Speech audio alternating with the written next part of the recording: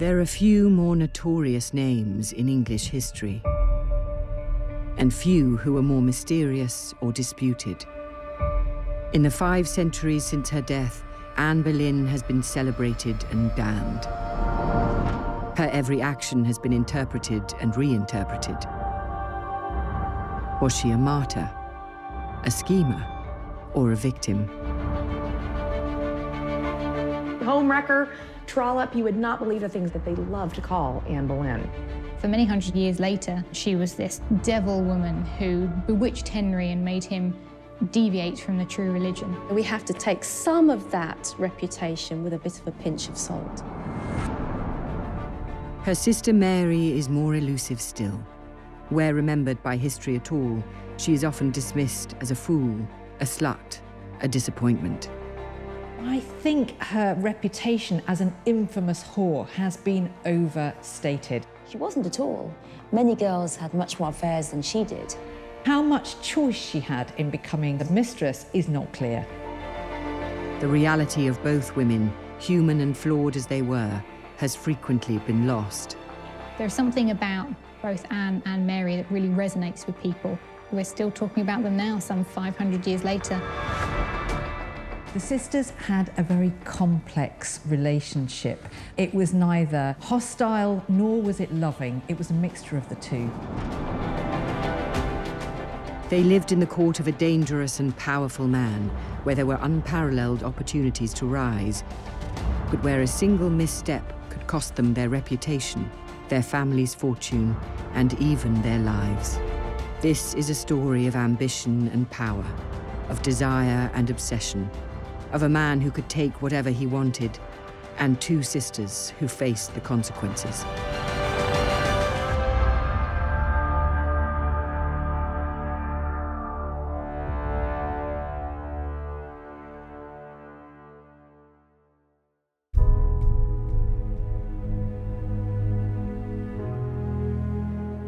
Notorious though the women may still be, remarkably little is known for certain about much of their lives. What they looked like is disputed. The most famous portrait of Anne Boleyn was not painted in her lifetime, and the only image we have of Mary is now thought to be of someone else, perhaps even Anne. Nor is it certain when exactly the sisters were born. Depressingly, it tended to be the births of male heirs that were well recorded. Girls were largely forgotten as a result. If they'd been from a royal family, then they would have had their births recorded. The Boleyns were important, but in the grand scheme of things, they were quite a modest, moderate family, and it just wasn't considered important to write down the birthplaces and dates of these 2 girls. Mary Boleyn is assumed to be the eldest because of various different pieces of evidence, none of which are absolutely conclusive. But probably the most compelling is that when her sister Anne was later granted a title, she's referred to simply as one of the daughters of Thomas Boleyn. If Anne had been the eldest, they would have said that in the grant. The sisters were both probably born at Blickling Hall near Norwich, a few years either side of 1500. But much of their adolescence was spent in Kent. Hever Castle was the Boleyn family country estate. It was inherited by Mary and Anne's father Thomas in 1505. Thomas Boleyn was an ambitious courtier and diplomat. A gifted linguist, he ensured an excellent education for all his children, including his daughters. If you had girls, you could just educate them to be wives, future mothers, so needlework, things like that, things that were considered useful for women. But if you were from a wealthier family, you'd teach them how to speak Latin, perhaps. Arithmetic would be important, so they would have had a good upbringing. It was evident from quite early on that Anne was the precocious one. She's often referred to as being a very forward child, very intelligent, so it's clear that of the 2 sisters, she enjoys the greater intellect. In around 1513, the adolescent Anne was sent to Europe. Her father had secured her a place at the court of the Archduchess Margaret of Austria. It was a coup for Anne and the Boleyns. The court was regarded as the foremost finishing school for young ladies in Europe. Going to Margaret of Austria's court, I can't begin to describe what a big deal this was. It's like if you were a stage mom and you have the opportunity to put one of your children in a Steven Spielberg movie. It's like giving her that opportunity. Margaret of Austria's court was known for being sort of quite flamboyant and artistic, and Margaret of Austria herself is supposed to have been a very kind and generous woman, and there is some evidence that she was actually very personally attached to Anne. She immediately took to Anne. She recognised a kindred spirit. And what better education for the young Anne Boleyn than to be raised in one of the most cultured and civilised courts in the world? Poor old Mary Boleyn was left behind doing her embroidery and seen pretty much as second best. It would have been natural for Mary to resent her precocious younger sister. Mary's chance would come. In 1514, both Mary and Anne were chosen to serve as ladies-in-waiting to Henry VIII's younger sister, who was set to marry the King of France. Anne, however, was still at Margaret of Austria's court, so Mary went alone. The marriage was not a success. Louis XII died less than 3 months after the wedding. The crown passed to Louis's cousin, Francois. Soon afterwards, Anne joined her sister at the new French court. But the Boleyn girls would have very different experiences there. At this point, you really start to see Anne and Mary's lives diverge. That Mary is the much more home-loving one. She doesn't really quite catch on to the quick, barbed intrigues of court life. That Anne just relishes the joust. She relishes the fight. Claude of France let all the other ladies go back, but she offered to let Anne stay in court with her. This is a French queen, very cultured, very educated, very well-respected, but she wanted Anne. Anne's life became very much based in France. For a good number of years, she kept those French affectations for the rest of her life. Anne remained exposed to this highly artistic, cultivated Renaissance court. And she was certainly exposed to some very powerful women, the Queen Mother of France, Louise of Savoy, for one, and would have been able to see how women of influence and power were able to operate for themselves. And I think that time was incredibly formative in terms of the woman that she would become. Anne would remain in France for 7 years. Mary had a less successful time at the French court. The new king was a notorious womanizer. It seems Mary was among his conquests, and word got out. Mary soon caught the attention of Francois, who was very, very similar to Henry VIII, really. His mirror image in France, loved ladies, loved the finer things in life. And of course, Mary Boleyn was a famed beauty, so she soon caught his attention. Mary disappeared from recorded history for the next 5 years. She was not at the French or English court. Some have speculated that she was sent away to a noble house in France. There, out of sight, her reputation could mend, and Mary could be schooled in the conduct expected of her. All we know for certain is that on the 4th of February 1520, Mary was in England, for that was the day she got married. King Henry VIII attended their wedding. Perhaps that was where Mary caught his eye, for soon afterwards, he began an affair with her. Mary's affair with Henry VIII is fascinating because there is strong evidence to suggest that, in fact, she wasn't entirely complicit in this, and that Henry manoeuvred her into such a position that actually she was obliged to become his mistress. He usually waited until a woman was married to seduce her, and any children that she had would have been claimed as the husband's. That was just the way things were done then. There are lots of contradictions at the court of Henry VIII when it comes to love affairs. So, on the one hand, everything is governed by a very strict moral and chivalric code. It's all very romantic. But then beneath that, of course, it's a court full of ambitious young men, beautiful ladies. There are liaisons going on all over the place. And so the reality is a good deal less moral than Henry would like to project in public. A woman at court is in a very difficult position particularly when the king importunes you. What are you going to do? Say no?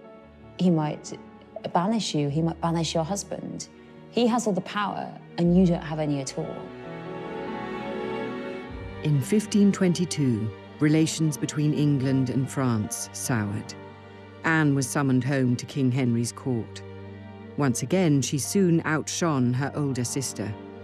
Even while Mary was the king's mistress and possibly had a child by him, she was overlooked by most at court. Anne was the star. Anne stood out from other women in the English court because of that French influence, because of how long she'd spent there. She's had an excellent education in France and also with Margaret of Austria. Now it's her time to shine in England. There's always been people, male and female, who have what was called in the 1920s it. There's just something about them that's extra charismatic. And Anne had that coming out of her pores. It is not known when Henry ended his affair with Mary. By 1526, however, it was certainly over, as he had found a new love. It was, of course, Anne Boleyn.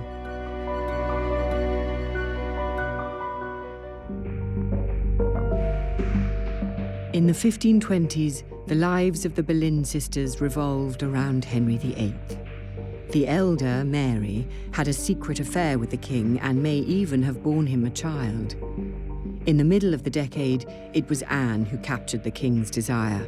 Her hold over him would last far longer and would have far greater consequences.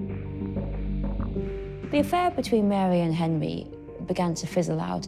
It was partly because he always lost interest in his affairs, and he found her accommodating and very sweet, but not particularly interesting enough to catch him. The popular misconception about Henry VIII and Anne Boleyn is that it was love at first sight. In fact, it takes Henry about 4 years to notice her. So it's in around 1526 that Anne seems to have finally caught the king's attention, and he makes a declaration of love for her. He makes no secret of her. Once he's fallen for Anne, then he falls big style. He is absolutely obsessed with her. It could have been a week between him getting rid of one sister and moving on to the next. There could have been that crossover, could have been a couple of months. It would be tempting to think there was at least a little bit of crossover, because the more time he spends with Mary, the more likely Anne Boleyn is to be nearby. Henry courted Anne in style. He showered her with gifts, he wrote these effusive love letters, he visited her, he really besieged her, tried to make her his mistress. But of course, Anne famously refused. Anne kept the king at arm's length. She retreated to the family estate of Hever Castle, where she remained for 2 years. Her absence from court has been debated by historians for decades. Was it a scheme to heighten the king's desire, or was it a genuine attempt to end his obsession? She packed up her stuff, she headed back to Hever, she stayed with her mom. That's not playing hard to get, that is hard to get. The last thing that's going to happen is a courtier from the 1500s being able to tell Henry VIII, back off. I think, unlike her sister, Anne never allowed her heart to rule her head. She kept a certain degree of shrewd political acumen, but she had seen her sister set aside, and she believed, I think, that she had a purpose and a destiny. And I think ultimately Henry, being the alpha male of England, found that incredibly alluring and only incited him to pursue her more. By 1527, King Henry's wife, Catherine of Aragon, could no longer bear children. Their 18-year marriage had produced just one surviving child, their daughter, Princess Mary. Henry was desperate for a son to continue the Tudor line. He became convinced that God himself was denying him. Catherine, after all, had once been married to his late brother. She insisted her first marriage was never consummated, but Henry would not be deterred. Catherine won't have her marriage declared illegitimate, and so she was living in sin. That would also make her daughter a bastard and remove her from the line of succession. And there is this battle of wills. We should be in no doubt that if Catherine had had a living son, none of this would have happened. Actually, they had a happy marriage for 20 years. Instead of doing what he really should have done, finding another foreign princess to create a union with, instead, he let Anne gain this utter ascendancy over his heart, and he was determined to get her. The thing is, once he was getting a divorce and he made it clear he wanted to marry her, there was no one else in that kingdom she could marry. There was no one that was going to risk his wrath to marry her. So her options were to become a nun or marry him. Securing an annulment would not be easy. Henry entrusted the matter to his chief minister, Cardinal Thomas Wolsey. Over the next 5 years, lawyers and churchmen across Europe would grapple with the matter. As they did, the Boleyns grew more and more powerful. Of course, to a family, a daughter's virtue is the most important thing. But if they think they can push their daughter in the way of the king and get some kind of power, influence, position, lands out of it, then they will. And so the Boleyns saw that they could get power out of Anne. They could use Anne as a conduit to the king. But sickness nearly derailed everything. In the summer of 1528, there was an outbreak of the deadly sweating sickness. Anne herself fell ill with the disease, which could kill in hours. Much to the king's relief, she survived. The Boleyn family were not left unscathed. On the 22nd of June, the disease took Mary's husband, William Carey. She was left with 2 young children to care for, and it's clear that she was, if not destitute, poor. And she was on the fringe, really, of her family. It was thanks to Anne's intervention, in fact, that Mary was granted an annuity of £100. Anne also took over the ward of her young son, Henry Carey. So that meant that, of course, Henry was no longer a financial burden upon Mary, and clearly Anne was there to step in and help out her sister. And there does seem to have been some bond of affection, sisterly affection between them, certainly at that time, although that would change. The widowed Mary left court and returned to Hever Castle. Once again, she disappeared from recorded history for several years. Anne and the rest of her family had greater concerns. Little progress was being made in the annulment between Henry and Catherine. Henry, being Henry, assumed that he would be able to get that dispensation from the Pope in Rome quite quickly, within a matter of months. However, of course, that didn't happen. He was not prepared for this. Anne wasn't prepared for this. No one was prepared for how hard it would be. Henry's in this impossible position. Catherine won't go. She won't retire. She won't say her marriage was consummated with Arthur. The Pope is backing her up. So is the Holy Roman Emperor. There doesn't seem to be any way of doing it, but he has to do it. Rumours of the king's affair with Mary Boleyn were also spreading. They exposed the hypocrisy of Henry's case. For if Catherine's relationship with his brother made their marriage incestuous, then surely Henry's affair with Mary ruled out any connection to Anne. The ongoing failure to secure the annulment infuriated the king. He searched for somebody to blame.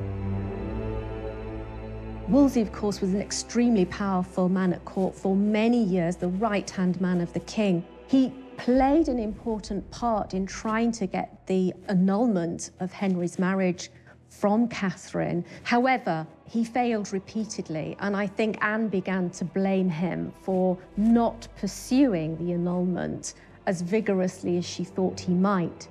That was strike one for the cardinal. The second part was that he started to negotiate with Europe, and it was widely agreed that if Henry cast Anne aside, it would be much easier to negotiate. When Anne found out, she was horribly offended. She was absolutely furious, and she refused to have anything to do with Wolsey. And she essentially said to Henry, you know, you have to sort this out. She wouldn't stand for it. Wolsey was a brilliant statesman, very shrewd, but he miscalculated. He thought Anne was just another of Henry's short-lived love interests and that she would soon be out of court. Of course, that was a grave miscalculation, and he paid the price. Wolsey was banished from London. He was accused of treason and ordered to return only to face the charges. He died on the journey.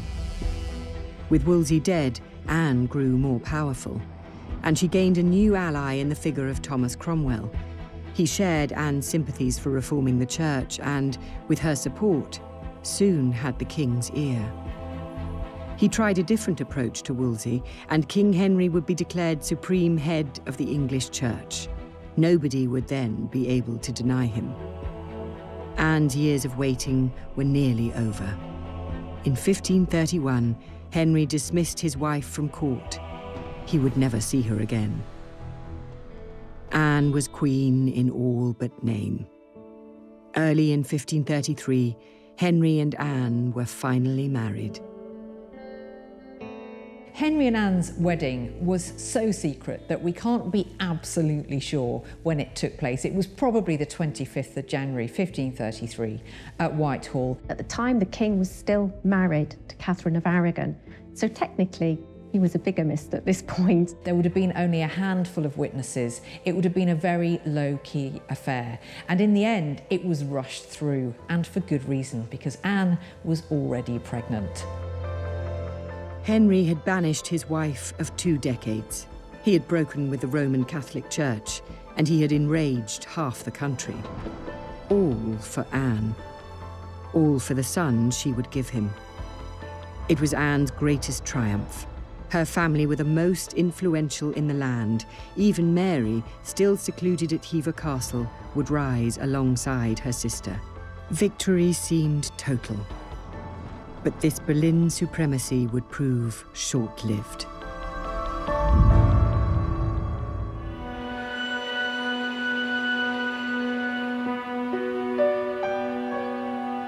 In 1533, the long years of waiting were over.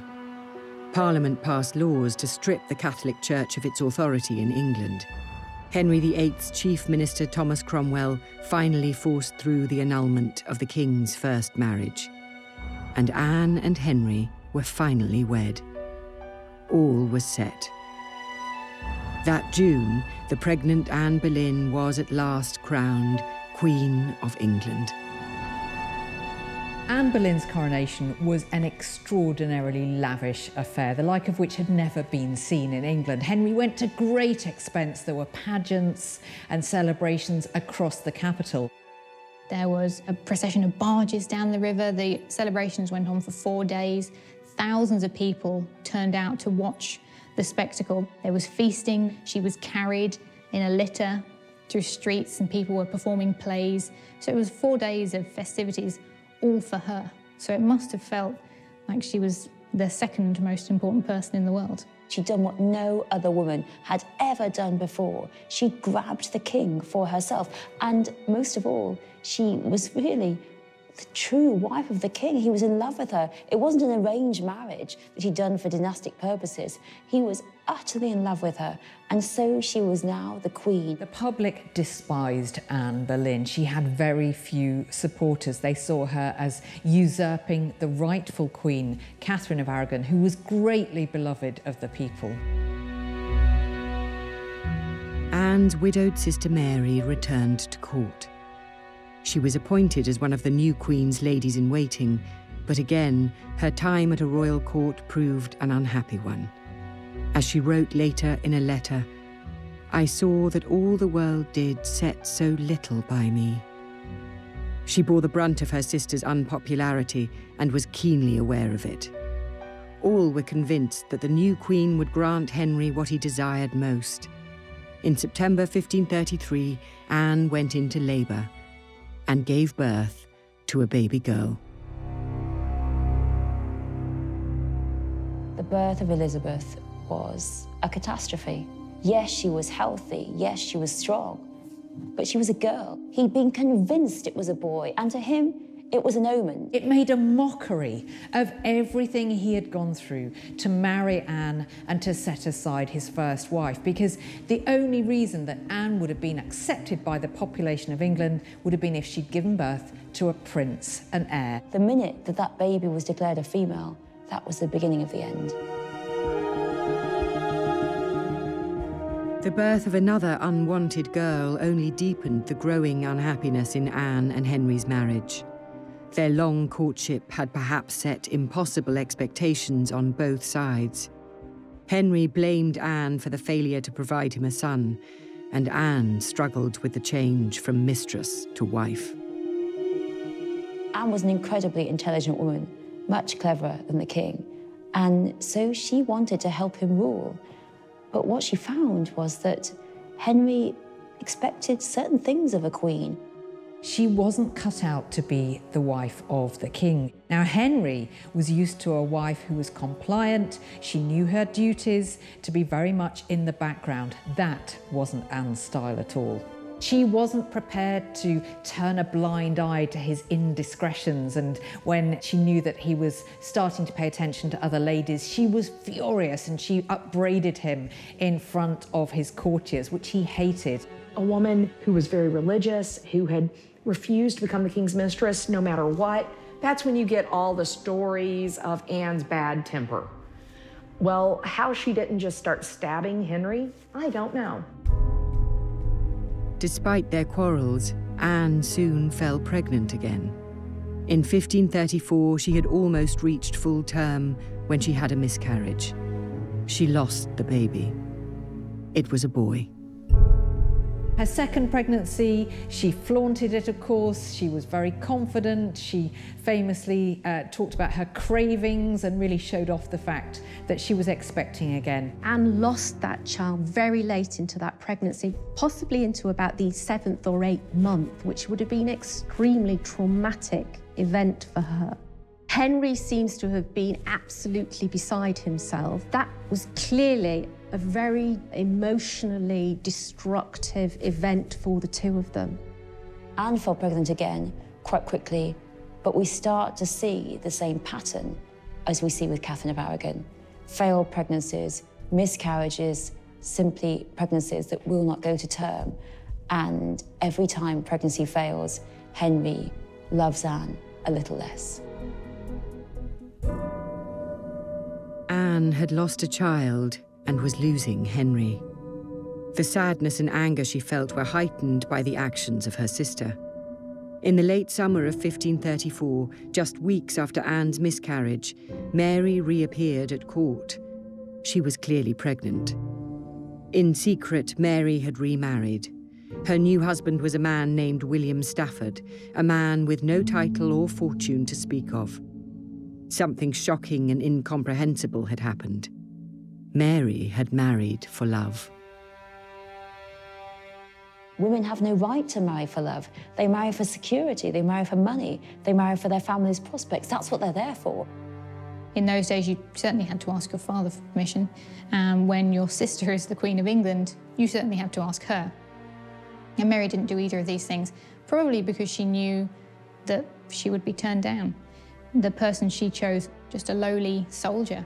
He had no social standing. He certainly wasn't good enough for a sister of the Queen. It's at precisely this moment when Anne is really struggling to give Henry a son, or indeed just another living child, that her sister Mary arrives at court. She's newly married and she's pregnant. One can't help but suspect she's showing off, really.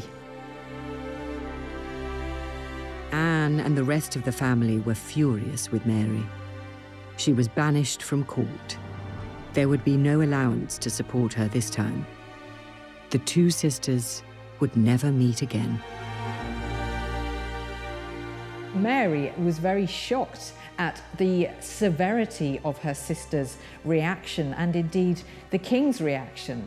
And she was probably quite hurt and a little bit panic-stricken because I think she just accepted it as a given that as the new Queen's sister, her place at court was assured. In a letter to Cromwell, Mary wrote, "Good Master Secretary, sue for us to the King's Highness, and beseech His Highness, whichever was wont to take pity, to have pity on us." Why did she write to Cromwell? Well, he is the most powerful man in England next to the King. He's the new chief minister, really, of Henry VIII. And it's thanks to Cromwell, I think, that Anne Boleyn is on the throne. He, in the end, had arranged that annulment, had put Anne on the throne. So, of course, Mary is pleading to Cromwell to help her, but I'm afraid her pleas fall on deaf ears. By now, the wily Cromwell was no friend to Anne. He may have helped her become queen, but the pair clashed repeatedly. After England's break with Rome, a wealthy prize was up for grabs, the land and property of the monastic orders. But Anne and Cromwell disagreed on how to spend the money. Thomas Cromwell sent his hit squads all over England looking at how much money the monasteries had. And Anne felt that the money of the monasteries, if it was taken from them, should be used for good works and creating educational opportunities given to charity. Cromwell felt very clearly they should be given to the royal coffers to give Henry a boost. She didn't want the dissolution of the monasteries. She thought that, and that may actually be what killed her. Anne had her preach a sermon, which drew parallels between how Cromwell was dealing with the dissolution of the monasteries and pocketing some of the money, perhaps not for himself, perhaps not into worthy causes. And I think Cromwell found this sermon very threatening and began to think, this is you or me, and it was a matter of survival. Anne was standing between Thomas Cromwell and money. That turned out to be not a good place to stand. Anne made a great mistake in making this powerful enemy in Thomas Cromwell, because if he wanted to bring her down, he could.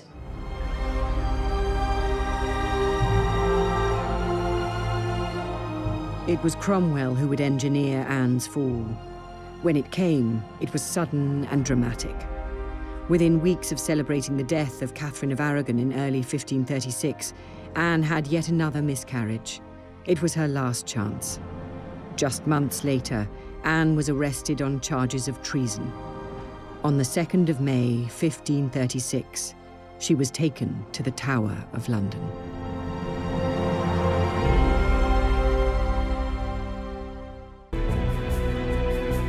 Anne Boleyn's fall was as sudden as it was brutal. Henry VIII had pursued her obsessively for nearly a decade. Now, just 3 years after becoming queen, Anne faced trial and execution. Anne was now in an incredibly vulnerable position. Henry clearly was losing interest in Anne. He'd also lost faith in her, I think. So she hadn't delivered the son that he desired. His eyes had fallen upon a new lady at court, Jane Seymour. Jane Seymour was the opposite of Anne. She was sweet, she was gentle, she was retiring, and Henry became obsessed by the fact that he must marry Jane and have a son with her. There was one man who had the power and cunning to dispatch a queen. After all, he had done it once already. I think most historians now agree that Thomas Cromwell really was the person who thought up and conspired the plot against Anne. Now, Thomas Cromwell knows an annulment won't work this time round. He has to get rid of Anne permanently, and so he devises this gossip. He managed to secure confessions of ladies of Anne's chamber who placed accusations towards the Queen about her impropriety with other gentlemen of the King's chamber. Anne was accused of adultery with not just one, but 5 men, including her own brother George. Now, it's no coincidence that every single one of those 5 men were enemies of Thomas Cromwell. He's killing 2 birds with the same stone. By claiming incest, it made Henry look less bad. If she had just committed adultery with one man, maybe it was because Henry was failing her. But if she was so lascivious and disgusting that she would sleep even with her brother, well, that's clearly not Henry's fault. That's clearly something wrong with her. So he went to Henry, whispered his little poison in Henry's ear, and then Henry became, as far as anybody can tell, sincerely convinced that Anne Boleyn must have been sleeping with 100 men. When she would have had time to do this while surrounded by a billion other people and not even sleeping alone in the same room? Magic, I assume. For the crimes of adultery, incest, and treason, there could be only one punishment. Anne was arrested on the 2nd of May. 5 men, including Anne's brother George, joined her in the Tower of London.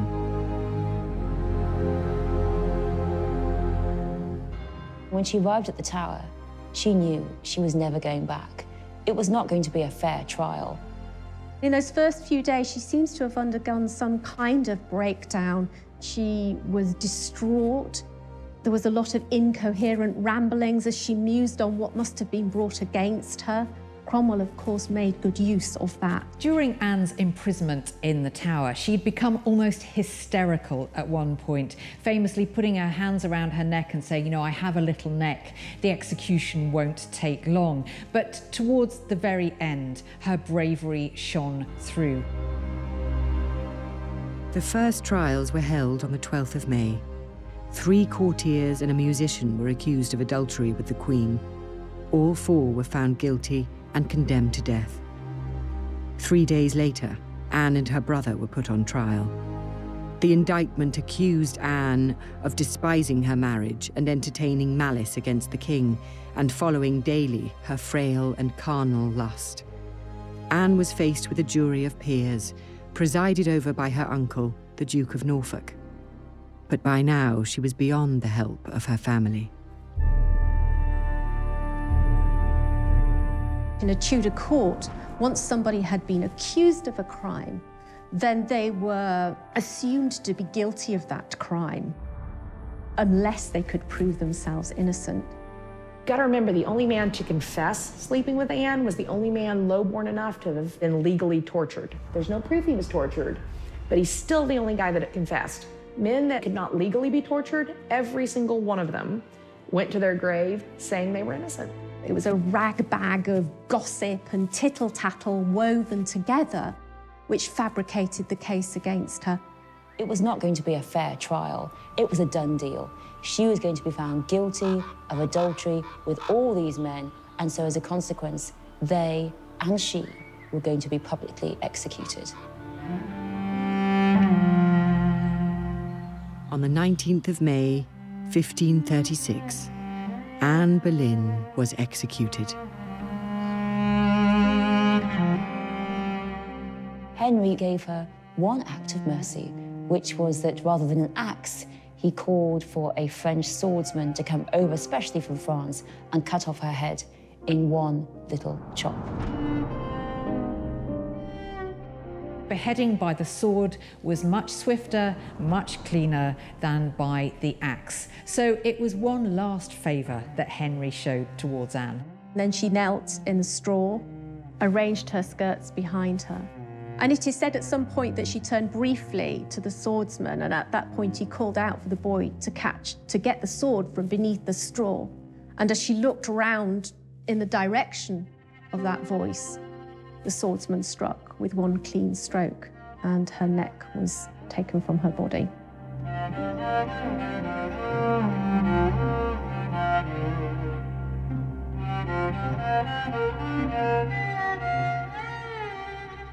Only days before the execution, Henry had his marriage to Anne annulled by the Archbishop of Canterbury. Anne's daughter Elizabeth was declared illegitimate. He was making absolutely sure of it. It wasn't enough to have her executed for adultery. He had to have the marriage dissolved too. He needed to clear the path to any offspring that he would have with Jane Seymour. He did so according to the fact that he had had previous relationships with Anne's sister Mary. This brought the 3 of them into the first degree of affinity, which was against kind of moral and church law, and meant that any union which Anne and Henry had entered into could not be a valid one, and that was grounds to declare the marriage null and void. After her execution, Anne was buried in the chapel of the Tower of London. Henry married Jane Seymour just 11 days later. She, at last, would give him the son he had so longed for. Edward was born the following October. Jane died soon after the birth, and despite marrying 3 more times, Henry would have no more children. He died in 1547. Anne's sister Mary lived in obscurity for the rest of her life. There is no proof Mary ever reconciled with what was left of her family. After her father died in 1539, Mary inherited the Boleyn estate and became a wealthy woman. We don't even know if she was in London or in court. There is no record of what she thought about the demise of her sister or her brother, unfortunately. Her family had been publicly shamed and the terrible aspersions had been cast on them. It was very clear to her that there would be no place for her in the future of court, in the future of aristocratic life in Britain. She goes into obscurity. We don't know much about her life thereafter, and that may have been deliberate. She knew when to keep a low profile. Mary has often been seen as rather lacking in intelligence, the stupidest Boleyn. But even though the Boleyns were disgraced and suffered a lot, and both her brother and sister were executed, she stayed out of it and was not dragged into the case or the trial or the execution. So perhaps in the end, she's rather cleverer than we gave her credit for. Mary died on the 19th of July, 1543. Her resting place, as with so many details of Mary's life, is unknown. She died of natural causes in a loving marriage and fine home, which is more than can be said for her sister. Anne and Mary's offspring would shape British history for centuries. Mary's children became knights and courtiers, and one of her descendants now sits on the throne of England.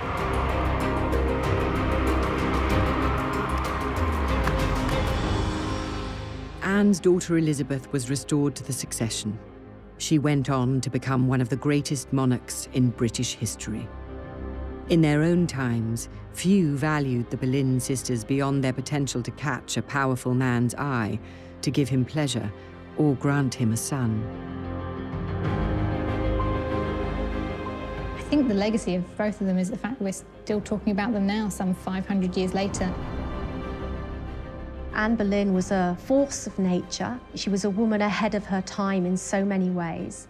And she was such a pivotal, an important part of the Reformation that she really changed the landscape. Mary, by contrast, was far more conventional. She was a well-to-do lady who became a royal mistress and then led a comfortable life thereafter.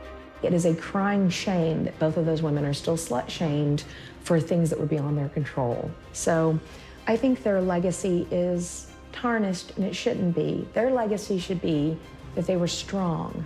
They did the best they could with what they had, and then they were punished for being too good at it. They have a legacy of their own, in their actions and identities as individuals, as women, as sisters.